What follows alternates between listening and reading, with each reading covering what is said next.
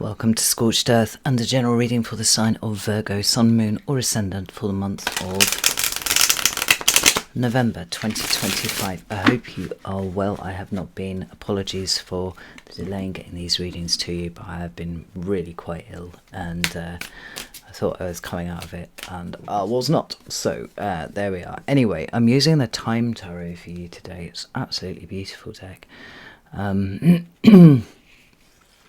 Never used it before, and then in the last 2 days it's been quite enthusiastic about coming to speak to you. So before we begin, if the reading resonates with you and you would like to go a little bit deeper, there will be an extended that you can access at the end. That's via the first link in the description box below. You're looking for the link that takes you to Selfie.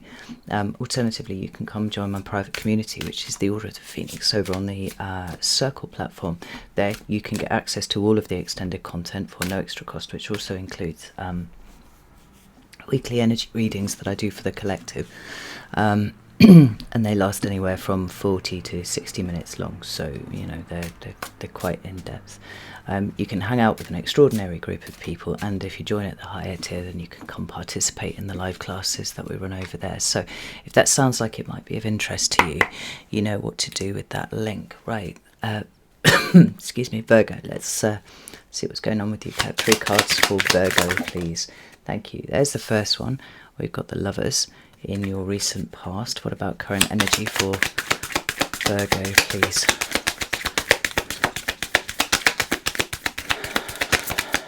Current energy for Virgo just pirouetted off the table. Give me a second. It's the something of Pentacles. Oh, there we have a look. It's the 2 of Pentacles. And could I have what's coming up for the rest of November for Virgo, please? We have the Hanged Man. This is quite interesting. What do we have at the bottom of the deck? Ace of Cups. Yes. Before I start any reading, I do a meditation to connect with the energy of each of the signs and or a client, you know, whoever it is. And there was a huge message about surrender and stopping fighting, stopping resisting. I can't really be any more specific than that, but it's interesting that there was another sign, Libra, I believe it is, who also received something of a similar message, and I'm seeing it playing out here. I mean, not least because of the Hanged Man, right? But also this Ace of Cups. Nevertheless, let's get some clarifiers out, and then we can put some meat on the bones of this. So tell me why the Lovers is here for Virgo, please. Well, we have the 7 of Cups, and we have the 3 of Cups. Tell me about the 2 of Pentacles, please. We have, first off, the Empress, and we have the Magician. And what about the Hanged Man, please, for Virgo? Thank you. Right. It's like there's an awful lot here that is going to make much more sense to you in retrospect, I think, Virgo. You know, hindsight is 20/20 and all of that. But if nothing else, we can see this kind of dawning realization playing out across the cards here. It's like it's a burgeoning, emergent realization, shift of consciousness around what you've been trying to balance for quite a long time. Now, we've got the 4 of Wands at the bottom of the deck, and it's interesting. I've got a double meaning coming from those cards, in so much as there is what you've been trying to create and what you've been trying to build on, versus not where the energy should be going, but how things shift and morph and change in light of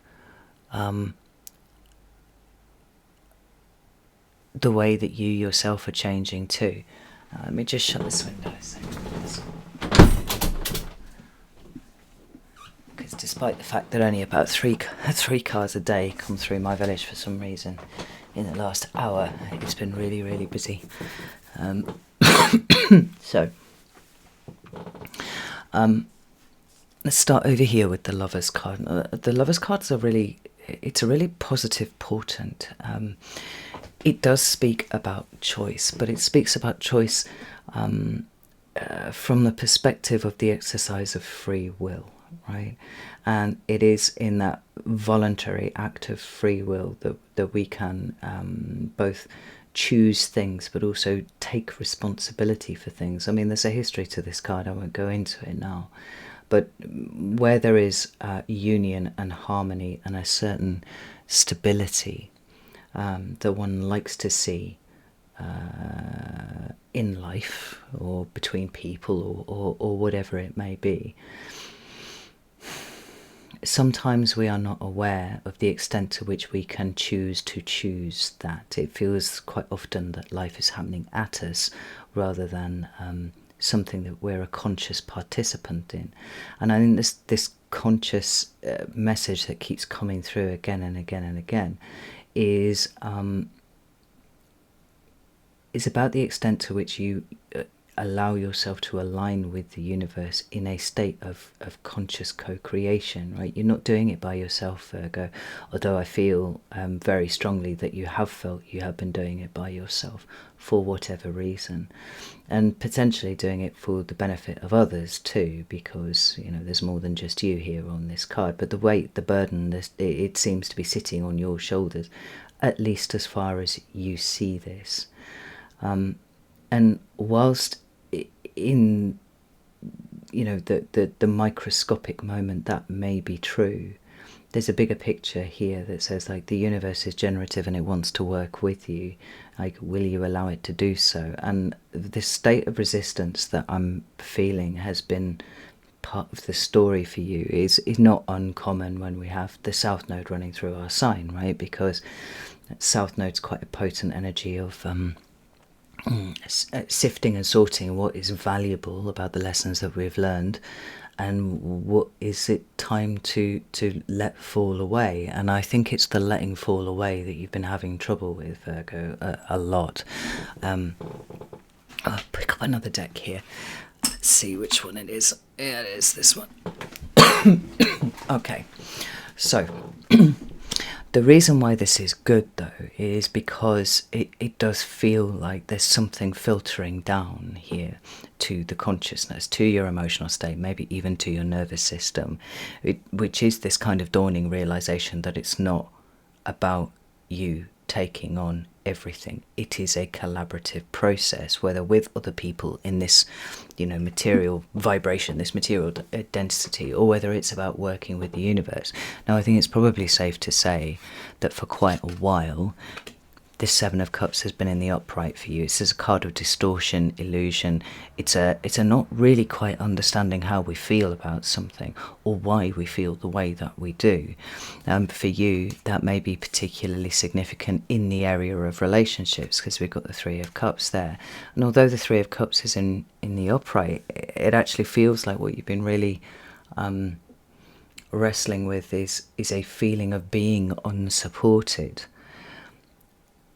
But in a massive ironic twist in these ways, the way that these things always happen, the question is not whether the support is there, it's whether you will allow it. And I think that it is the not allowing that has been part of the issue for you.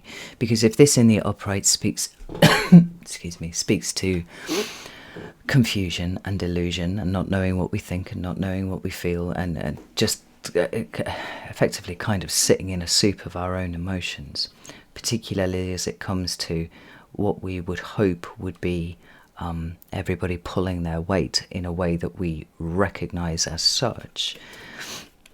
I think the fact that this card has turned sideways now is getting ready. It was priming the ground for the movement into the reverse, where those things that are confusing and illusory now start to take some kind of substance. So it's clarity, quite simply. That's what we're talking about there.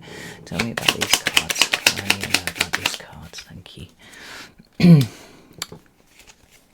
Well, I mean, I'm going to take that as a validation of what I've been talking about, because we got exactly the same fucking card showing up again. In terms of the collaborative process, we also have the Two of Wands and the Five of Wands, and then the Two of Cups here. It's like, it's felt like the weight of trying to pick the direction and trying to make all the things happen has somehow felt like it's fallen on your shoulders. Every decision that's been needed to be made has been made by you, and maybe, even in that position as being seemingly the only person who's making decisions, like, those have been criticised. The Five of Wands is a state of conflict, and you might have found yourself in conflict with other people, or you might have found yourself in a state of internal conflict, wondering why it is that you've been feeling so burdened by this all. I mean, we've got the Two of Cups at the bottom of the deck here. Interestingly, there's the Ace of Cups as well. Now, Two of Cups for me is about intimacy. Now, an absolutely, fundamental tenet of intimacy is the need for reciprocity. Now, whether we are talking about a certain give and take that's happening within your own head, where you give yourself a break and you take some rest when you need it, and you turn the volume down on the inner critic when it starts, getting really, really shrill, or whether this is, outside of you, with spouses, with partners, with friends, because we've got the very inner circle, and then we've got the still close but a little further out circle.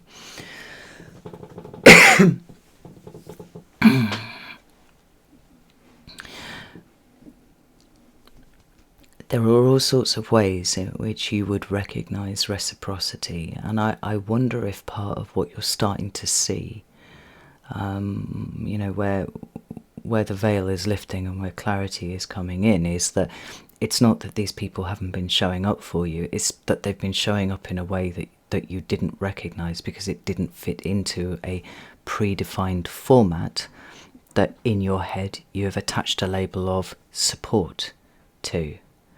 Now, it doesn't mean necessarily that what's been provided by people has been that helpful in the moment, but we can't deny that there is that it has in some way or another been there. And I feel like this is a microcosmic example of the macrocosmic in action, which is to say that where you felt somewhat abandoned by the universe, it's been more about the universe waiting for you to catch up to where it is so that you can move forwards together. But you've been so busy trying to do everything by yourself that you hadn't recognised even that this was an option. It's quite interesting, because it looks to me a little bit like you tied yourself up in knots, because everything got very, very busy. Now, it could be that with Mercury in retrograde, first in the sign of Sagittarius, but then moving back into Scorpio, and you'll have to look to your chart to see where that falls for you, those two signs. Excuse me. That as it's come into Scorpio, that this reflective energy, this energy of reassessment and reevaluation, and just kind of looking at things from a really, really deep level, you're starting to appreciate that there's more going on here than simply the need for things to be sort of ship-shape and Bristol fashion on the outside. It's almost like, do you know what it feels like? It feels like you've recognised where there's been a space in you, and you've mourned and keened for the absence of something there, without realising that you have kept it at bay because it wasn't wearing the clothes that you expected it to wear.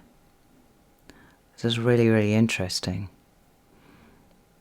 Because, I mean, we've got a big pile-up of stuff in Scorpio at the moment. We've just had a Scorpio new moon. Sun is in Scorpio, Venus is in Scorpio, Lilith is in Scorpio, Mercury has retrograded back into Scorpio, and on the other side of the wheel, if you will, we've got Uranus having just come back into Taurus. So that axis is alight at the moment. Quite literally, in the case of Scorpio and Taurus, between those things that are seen and those things that are unseen, right? Because that's, to a degree, this is what these two signs are about. But then you've got the additional pressure of the South Node coming through your sign, and then Saturn. And there's something quite Saturnian, actually, about the energies playing out here somewhat, right? Kind of crawling on one's hands and knees towards the point of the lesson, right? But Saturn is in Pisces again, retrograde. And Neptune is in Pisces, again, retrograde, right? So it's kind of clouding the issues somewhat. It's clouding the sense of reality. And if there was one card in the entire tarot, and there is not, that I would say fulfilled the brief of correctly identifying at least some aspect of Neptunian energy, it would be the Seven of Cups. It's very difficult to see through the window that is Neptune out into the rest of the universe when that window is mucky. And I think what's starting to drip through into your consciousness is a realization that the window is mucky and maybe I need to clean it, right? It's not that there's an empty space in you, it's that you've not really allowed anyone to come too near it.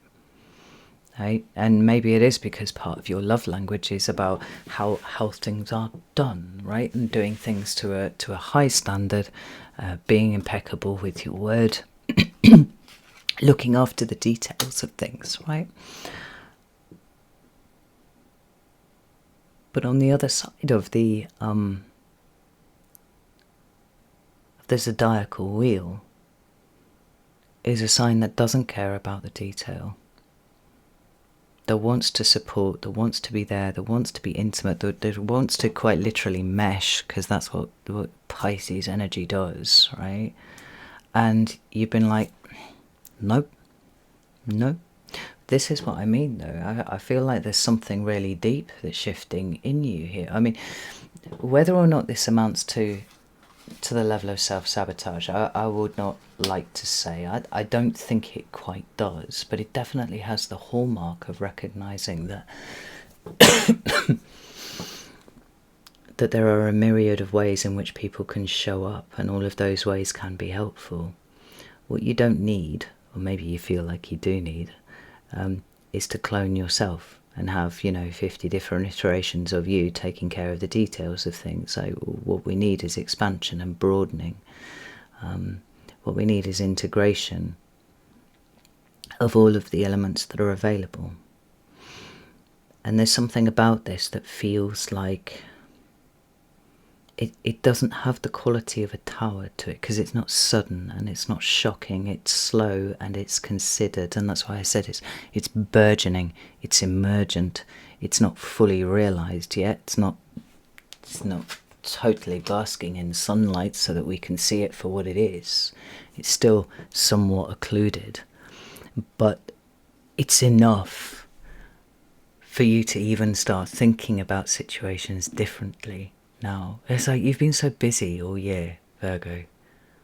I mean, I feel like most Virgos are always busy. You're not really ones for sitting, reclining and relaxing.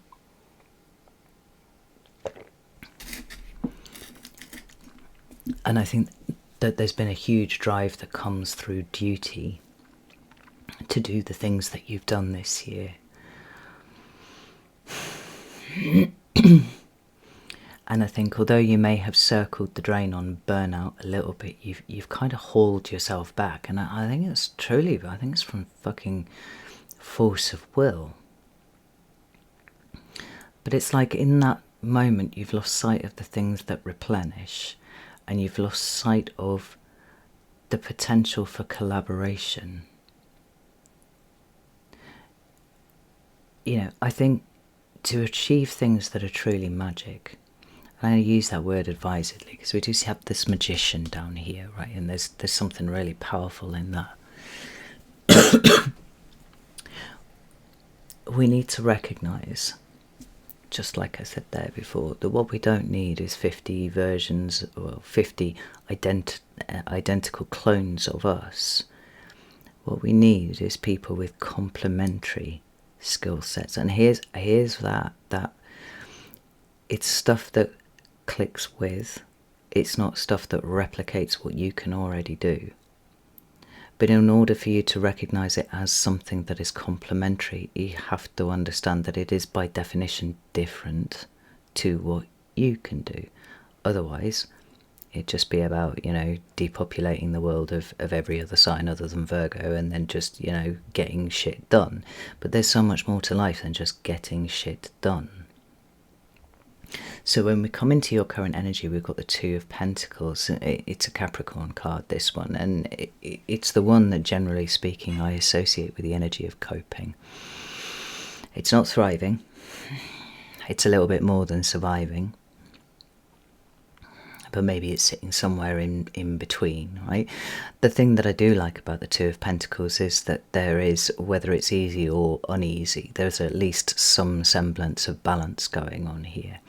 But the interesting thing is, I feel like with that Two of Pentacles there, it's a little bit more about taking care of business on the foundation stuff. And I kind of back to this Four of Wands and the dual layering of that card there. Then, like, there's something that you've been trying to do. There's something that you've been trying to create a foundation around. There's an awful lot of energy that's gone into that. But there's also this this next level version of it that just simply requires you to let people in to achieve it. And that Two of Pentacles feels like a readying of self.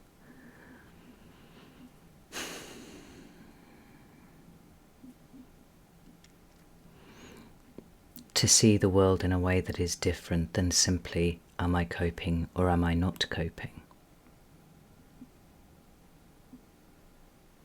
It's the card that comes up before the Three of Pentacles, and this is why it's got the cleaning house kind of feel to it, because it's not about cleaning up your environment, it's not about cleaning up your relationships and all of that sort of thing, right?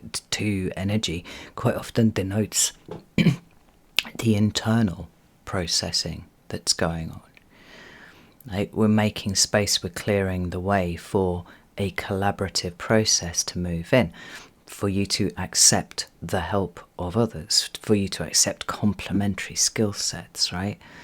But then the broader big picture of all of this is like, it's making you fucking spiritual, Virgo. I mean, you're already spiritual as it is, right? But it's making you more spiritual, because from this point on, the level of resistance seems to be dropping dramatically, right? And I feel like it all hinges on this perception here, where you allowed yourself to kind of sink into the feeling of it all and give it a name. Find a way to understand it. Now, Mercury is your ruling planet, as it is also for Gemini, right? But I believe it's an exaltation in your sign, right? That mercurial energy is very, very strong. And the great thing about that is that you can wrap your head around new things. Like, you can synthesize and integrate really, really well. But the downside of that is that it only ever happens within the limits of your own awareness. And sometimes it's not about solving the problem. Sometimes it's about expanding the awareness. And this is where you're at. Now, the Two of Pentacles says the awareness has been expanded to the point, to the extent that you are now working on how do you make space for around what you already perceived as a gap, right? You keep clearing up your shit around this and saying, I'm actually creating a clear path for people to come in.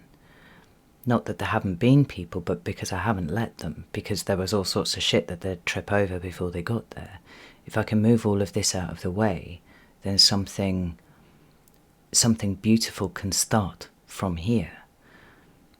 Like I said, from the Two of Pentacles we move to the Three, but we're not ready quite for that threeness yet, because what's changing here is something really quite fundamental in the way that you relate to other people, the universe, but also yourself. Everything outside being a reflection of what's going on inside, and everything that's happening below being a reflection of what's happening above, right? So excuse me. We've got these two major arcana cards that are sitting underneath here, and it's so significant because, like I said, this feels like it's an internal cleaning of house. It's a readying yourself, right? And then these are the big energies that are sitting underneath. Now, all the universe really wanted from you was to accept, right? To exercise your free will in accepting rather than subconsciously rejecting because it didn't fit the label that you'd made for it, right? Or the square block wasn't going to fit into the round hole, and that meant it was no good anymore, right? But we've got this Empress energy here, which is potent in terms of abundance, yes, but very, very strongly in terms of gratitude. And the gratitude for me feels like it's in the noticing. It's in the self-awareness. Because you have double cards of manifestation here, right? The Lovers is a card of manifestation, but for me it's a card of passive manifestation, right? Because it's all about that alignment with the co-creative process. The Magician is about imposing your will. Now this is a card that represents both Gemini and Virgo because it is a Mercury card.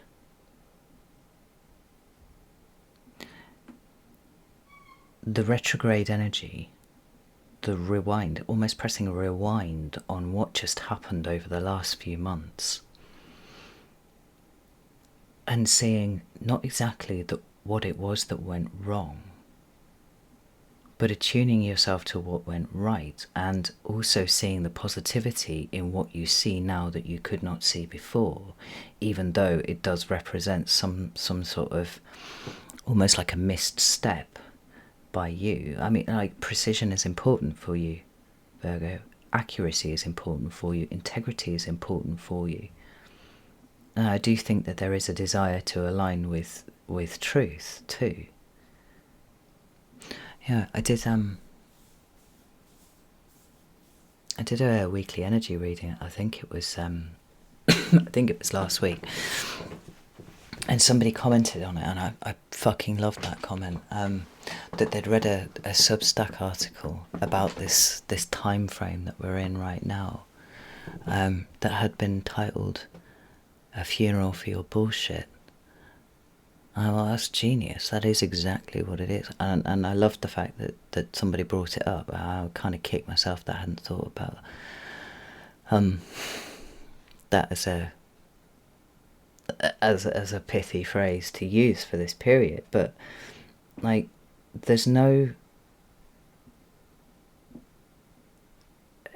doesn't feel like there's any trauma wrapped up in the realizations that are coming out here, right? Even though they are deeply internal, and they're pointing for most of us to places where steps have been missed.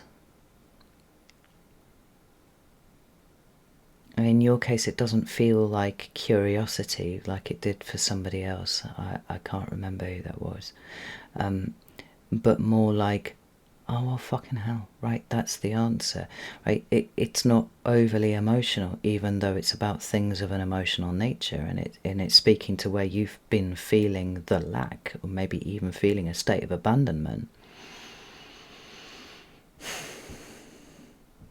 Not exactly a eureka moment, because it doesn't feel like it's happening fast enough to put it into under the umbrella of a eureka moment. But it's no less powerful and no less paradigm changing as a result of that. And so, as we would expect from from so tidy a sign as you were, you know, as we might say about Virgo, right? Like, you're literally tidying up all of the things that are acting as an impediment to the kind of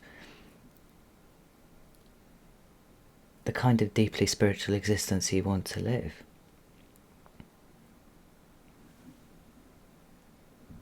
Who was it? Maybe Aquarius? Maybe Capricorn, I can't remember. I was talking to them about how the magician is only effective if he's got all access to all of the aces on the table, right? Each one of these is like a potential 25%, but actually if you look at the way that the energies blend and whatnot, because the magician is about the application of will in addition to these seeds of potential that are the aces, right? If you're limiting yourself to working with the Ace of Swords, the Ace of Pentacles and the Ace of Wands, then you are missing 25% of the story. Your effectiveness is capped at 25%. By 25%. Your manifestation abilities are capped. The limitless potential that it is, that is available to every human when they stop listening to their own chuntering bullshit in the background, is only available to you when you have all of these.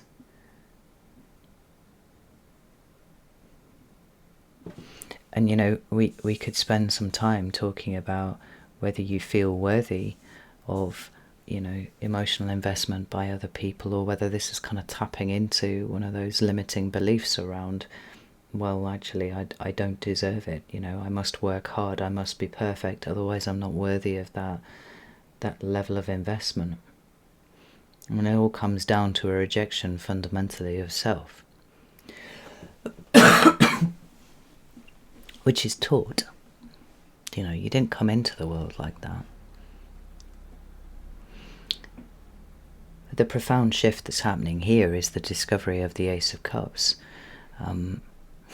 The recovery, let's put it that way, Virgo, the recovery of the Ace of Cups. And then the internal cleaning house, the sweeping away of all of the bullshit, that's making space for the things that you want to feel genuinely grateful about. And the magician's like, oh, I finally fucking get it. There are so many things now that make sense in retrospect. And it doesn't feel overly emotional. It feels like you've kind of happened slowly upon the answer. You've run it through all of your filters. You've run it through every situation that's occurred in the...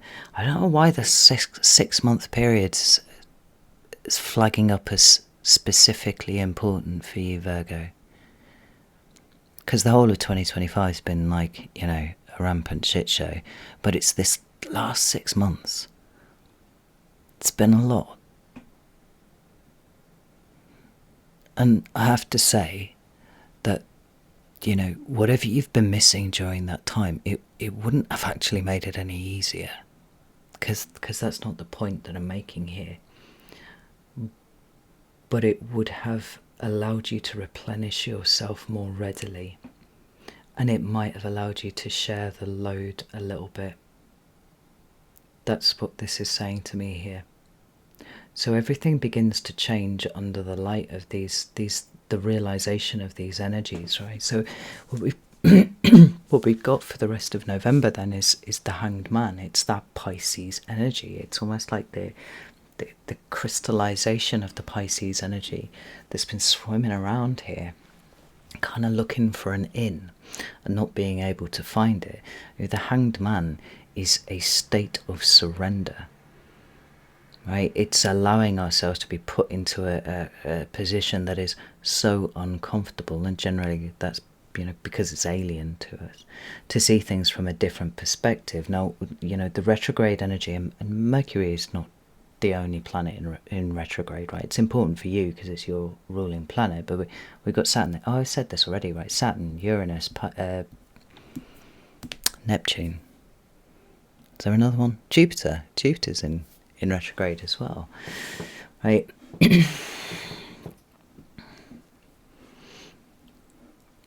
They all lean towards this idea that there is reflection needed, And in this inverted state, in this surrendered state, we've got an opportunity to retrofit, this answer that we've arrived at. Like, if you were to insert the Ace of Cups, the Two of Cups, the Three of Cups into the events of the last 6 months, how does it change? And is that change subtle, or is it really pronounced?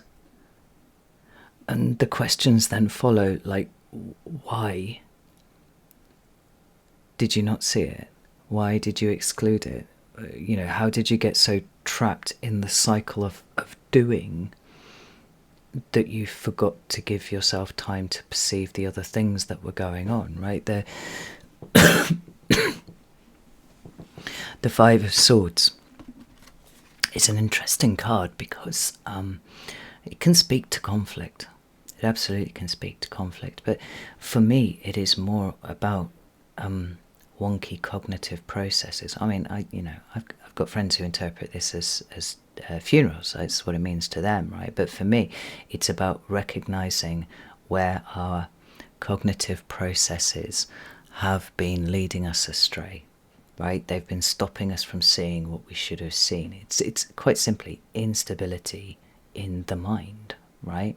And that instability is because we've been following a path that wasn't actually aligned with the truth, not a 4-element version of the truth, at least, anyway. Now, the interesting thing for you is that it's not reversed yet.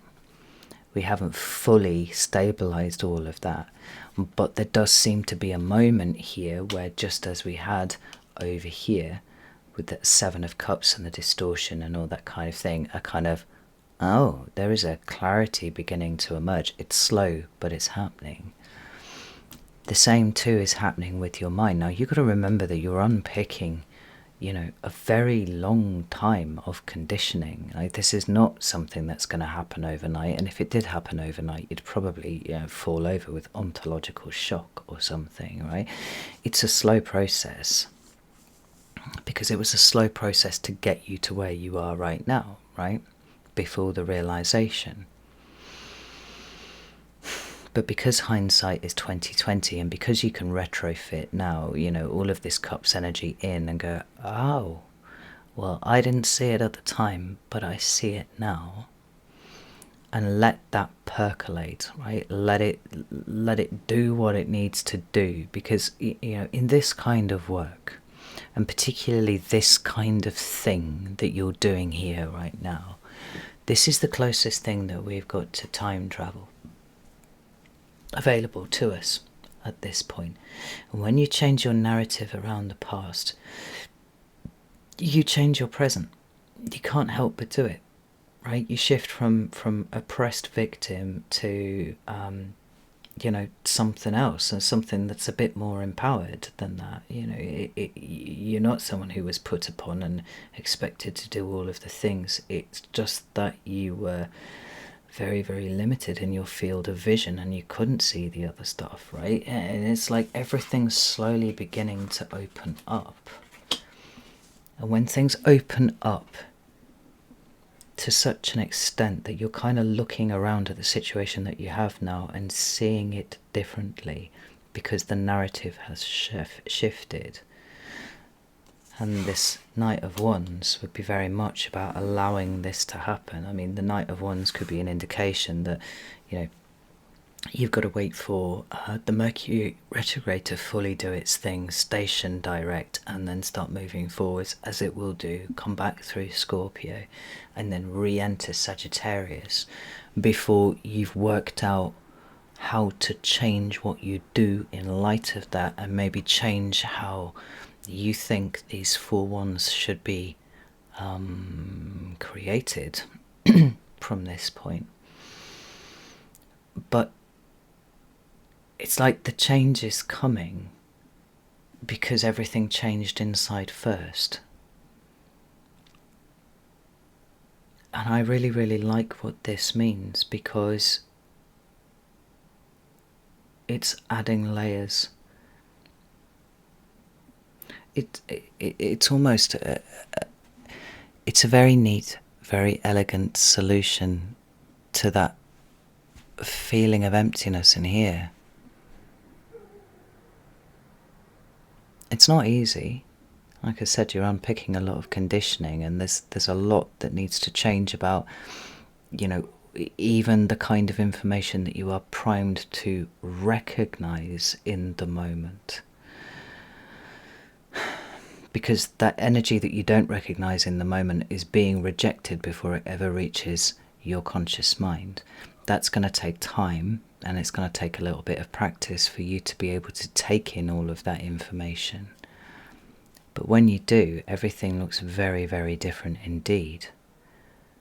And to say improved would be a massive fucking understatement, to be honest. Virgo, there's an elegance about this that I really, really appreciate. I really like it. And I also like the abject lack of histrionics about it too. Like, I see you, Virgo, I appreciate you. It doesn't mean emotionless, it means matured and ready, self-aware, ready to say yes. Because your eyes are open now. This is extraordinary. Right, I'm going to go and do the extended now. You're very welcome to join me if you would like to do so. You can do that on Selfie, or you can do that on Circle. I'd be delighted to see you in either place. If that's not for you, no shade. Excuse me. It's just... It's my wolves, sorry. Just know that you are turning a corner. And it's not that it makes magically everything easy. But it feels like it's making everything very meaningful all of a sudden. And that's not just from here forwards. It feels like it's kind of inveigling its way into your past too. And this is changing everything. And I like that. I like that a lot. So, know that I love you all very, very much. And I'll see you soon.